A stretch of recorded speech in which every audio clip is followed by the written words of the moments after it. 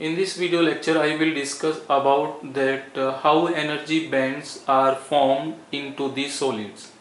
In earlier two videos I have discussed about the basic classification of the solids and discuss about the similarities and differences between the aluminum and silicon materials, and then after I have discussed about the 4 quantum numbers which are very important to understand the energy bands in solids.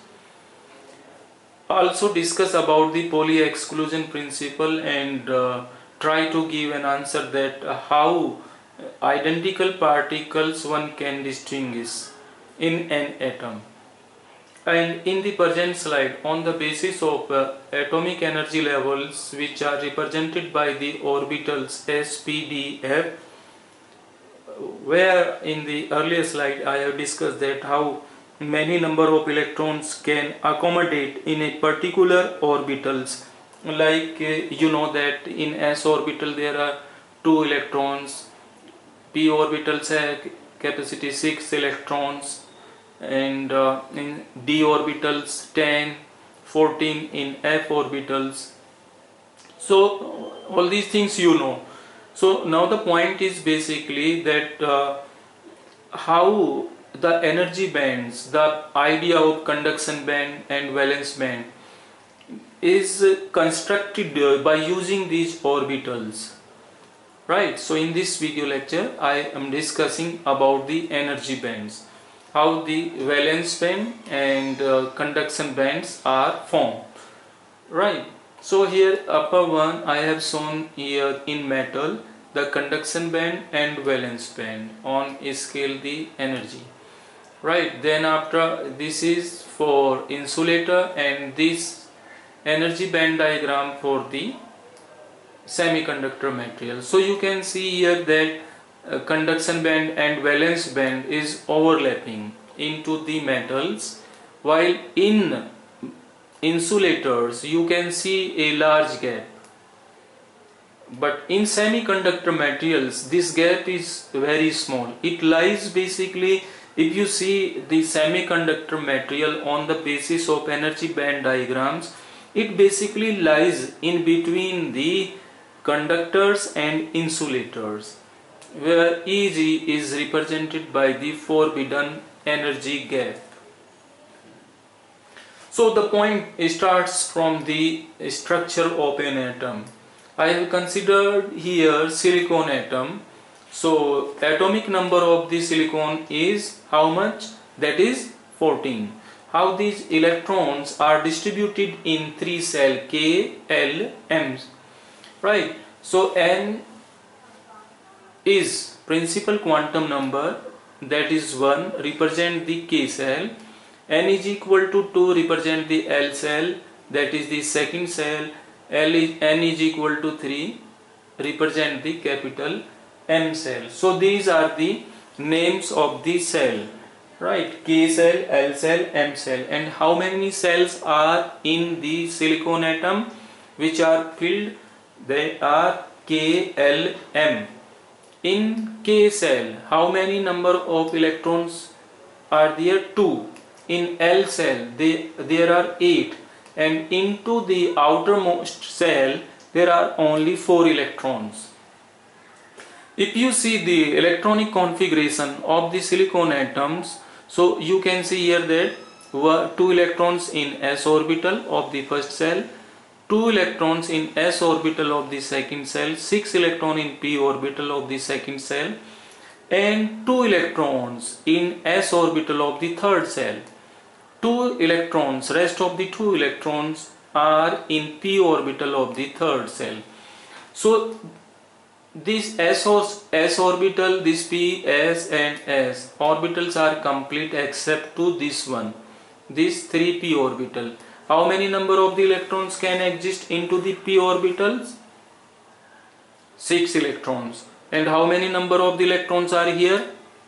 2 electrons. So how many more electron can accommodate into the p orbitals? They are 4, right?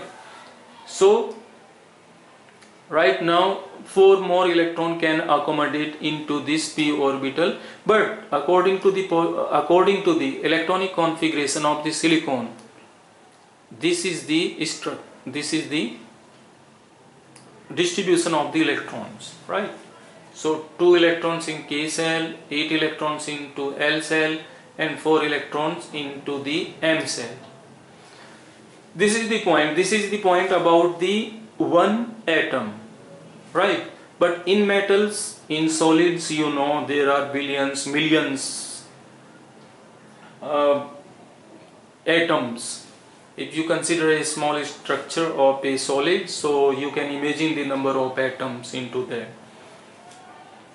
Right, so now the point is, I have considered here only 2 atoms. One is this and second is this one at some distance r. Right, this point is clear now. This is the second step. First of all, I have described about the structure of the silicon atom and told about the orbitals. And outermost cell is M cell, in which s orbital and p orbital exist.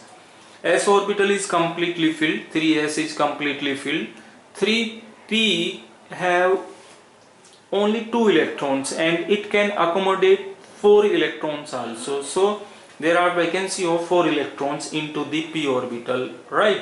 This statement you have to remember. Now there are 2 atoms, one is this and second is this one at the distance r. This is the separation between the 2 atoms. Now what happens basically when we bring 2 atoms together from an infinite distance?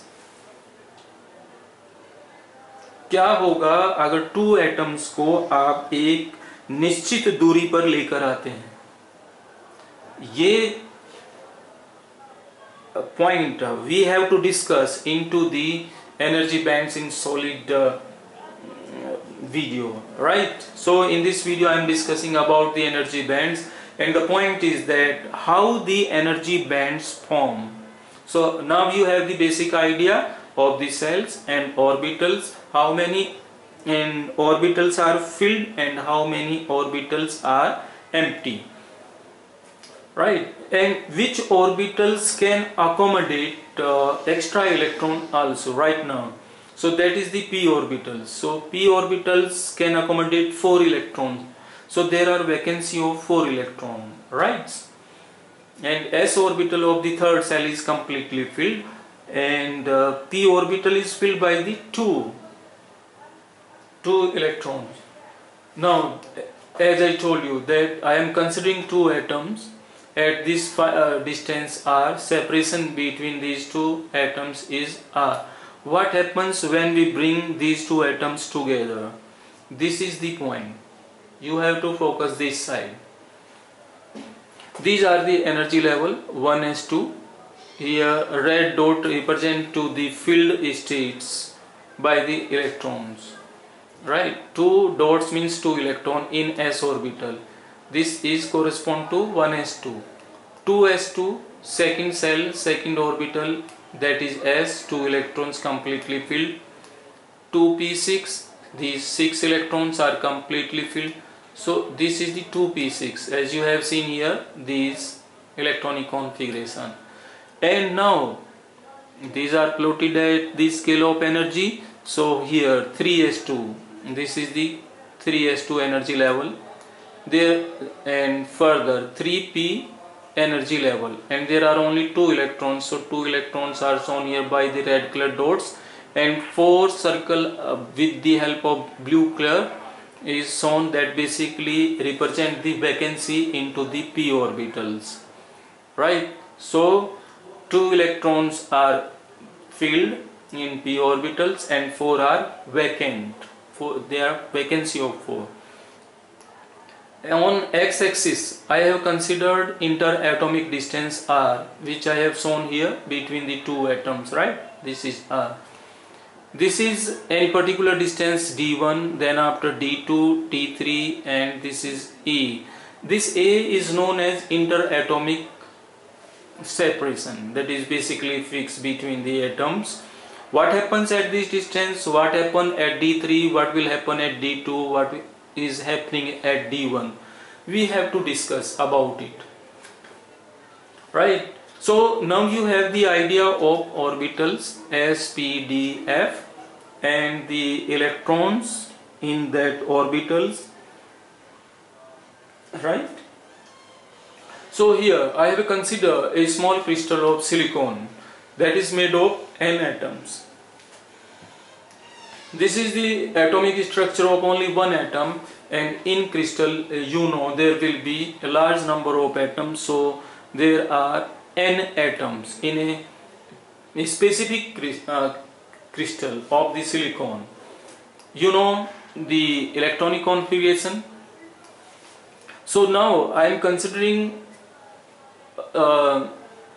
n atoms of the silicon.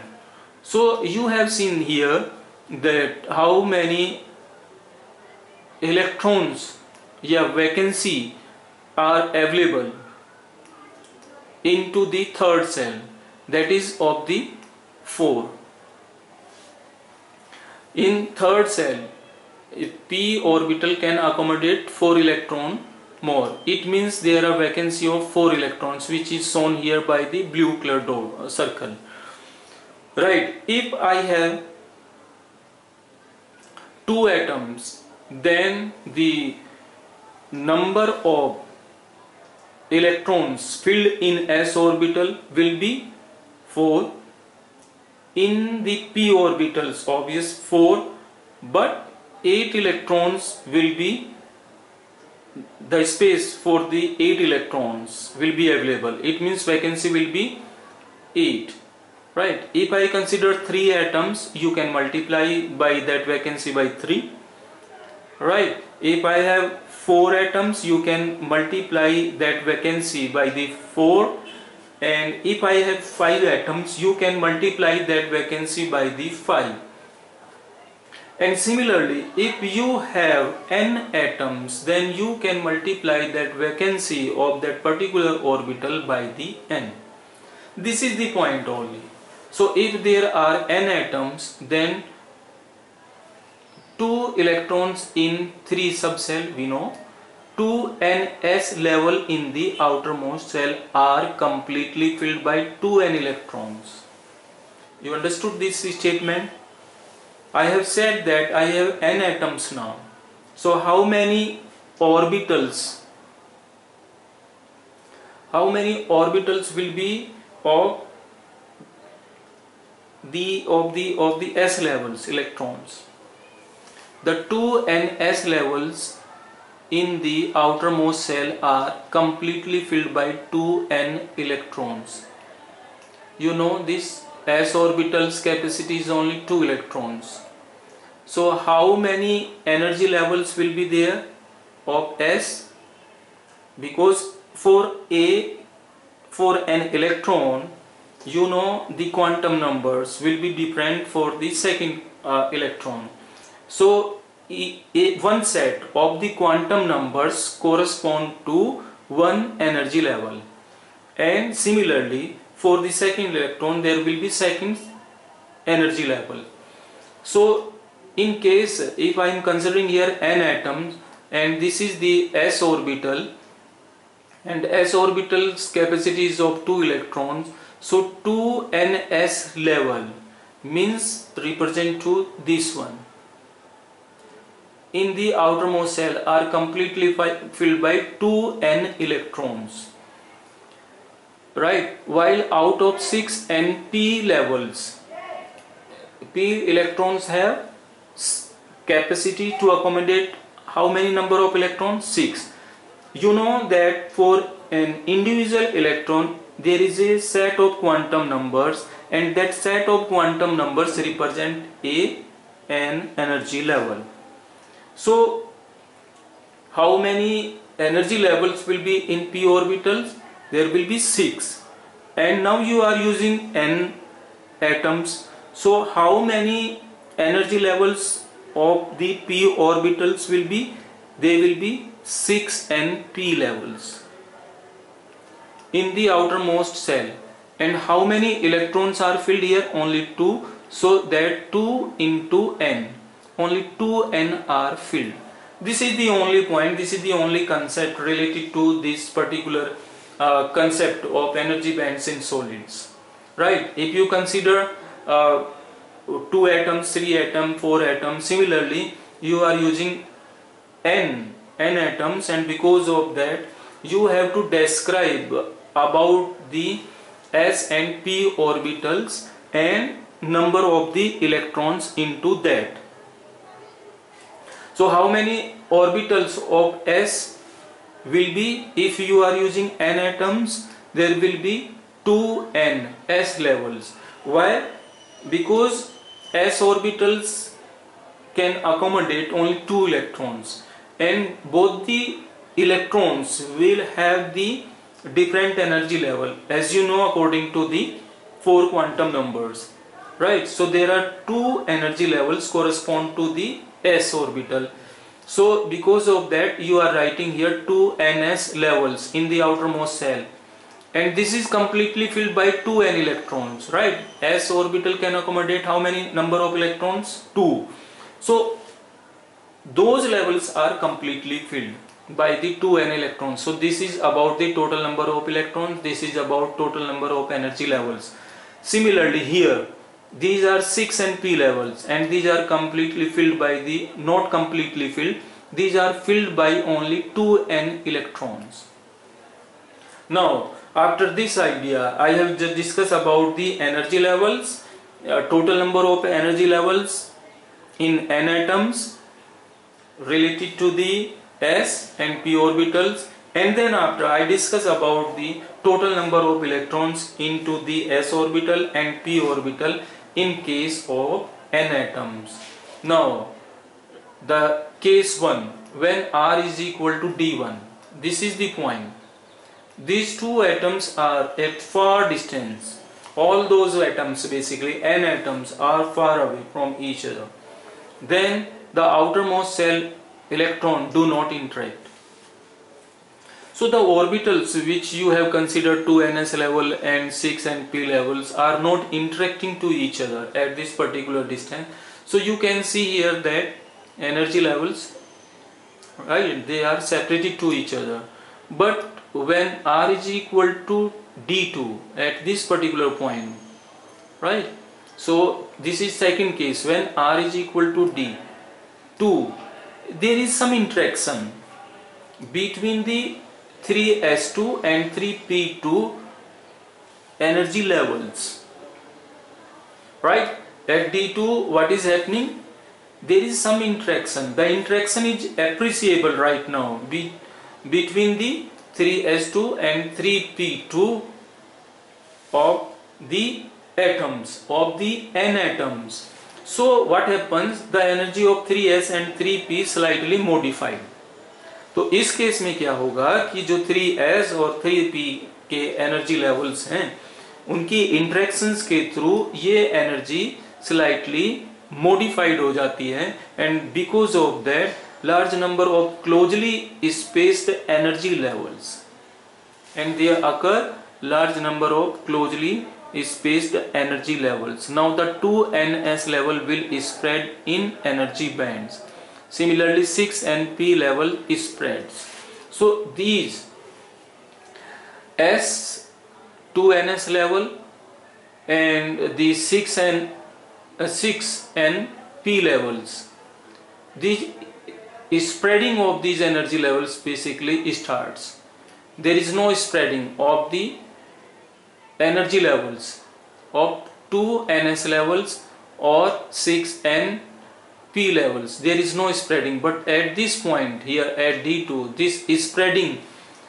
You can imagine the energy levels like a branches that basically starts to right now like this one.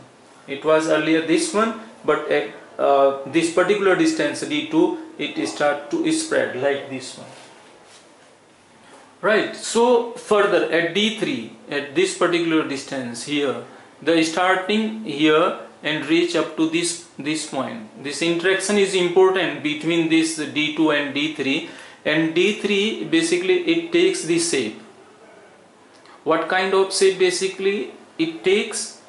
It takes the filled states, energy states and the empty energy states, right? वो field states क्या हैं, कौन से हैं, और empty energy state क्या हैं, कौन से हैं। अभी तक जो इंटरेक्शन की बात की वो 2ns लेवल की और 6np लेवल की बात की कि eight D2 they basically what happens, they interact and because of that their energy slightly modified and they starts basically spreading of the energy level starts. And when R is equal to D3, what happens? The energy gap between 3s and 3p levels completely disappear. You can see here at D3 there is no space. Here you can see a space between the 3s and 3p energy levels, but here at D3 at this particular distance the energy gap between the 3s and 3p completely disappear, and all the 8n levels. Why you are saying 8ns level? Because 6 are of the p and 2 are of the s orbitals. So these 8n levels, 2 in reality 2n s levels and 6n p levels form an energy band. So at D3 here, right? So these 8n levels basically the gap between them finish, that disappear, right? And it basically modification starts now when you move towards the A, that is the interatomic separation distance, right? So at D2 what happens? The energy level slightly spread. At D3 what happens? The gap, this gap which you see here, completely disappear, and when you move towards this particular distance, when this atom and this atom moving towards each other, then what is happening at this particular distance A, these are completely filled energy levels and these are completely empty energy levels. Now which energy levels are completely filled and which energy levels are empty? You see here these two energy levels of s orbitals and two energy levels of the p orbitals. Total number of the filled energy levels are 4. So 4 are completely filled and 4 are empty out of 8n levels, right? Out of 8n levels 4 are completely filled and 4 are empty. These are get separated from each other. So when R is equal to A, this case we consider the band of 4n filled energy levels and band of 4n empty levels get separated. The lower band of 4n filled levels is called valence band, upper 4n empty level band is called the conduction band. So this is the conduction band. These are made of the empty bands, empty energy levels, and lower the filled energy levels made the valence band, and the gap between them is known as the forbidden energy gap. So this was the basic idea of the energy bands in solid, how the energy bands basically form. So the main idea of this concept is related to the energy levels and the number of electrons. If that idea is clear to you, then there is no problem. And if I recall about it, so you can see here that there are only 2 electrons. 2 electron means if idea we generalize for the n electrons, so there will be 2ns energy levels, and here you can see there are 6 electrons, so there will be 6p, 6n p levels, right? And total number of the capacity are 8. Out of that 4 energy levels are completely filled and 4 are empty. So when you are talking about at this point, when the band formation starts, the field energy levels basically get separated from the empty energy bands. These empty energy bands form the conduction band, and the field energy levels form the valence band. So you can see here this picture, the conduction band and the valence band. So these four dots red color represent the field energy levels, 4n field energy levels, and above 4 energy levels basically 4 empty energy levels, 4n, right, at this point. So there is no energy gap, but when you move further, these 4 energy levels band form because of the 4n energy levels that get separated. So these are the field energy levels, and this is the empty energy level. So by this way the energy bands basically form. So forbidden gap for semiconductors differ from insulator. In insulator, that gap is 6 electron volt or more than that, and in semiconductor the energy gap 1 electron volt for silicon and 0.7 electron for the germanium. This energy gap, right, the energy gap between conduction band and valence band, 0.7 electron volt for the germanium, and because of that germanium is more useful as compared to the silicon many times. So this was the idea, which was based on the energy levels and the number of electrons in the outermost shell of an atom, and that was the silicons, that how energy band, conduction band and valence band forms from the energy levels. And in case of n atoms, where you have seen that 4n energy levels were filled and 4n energy levels was empty.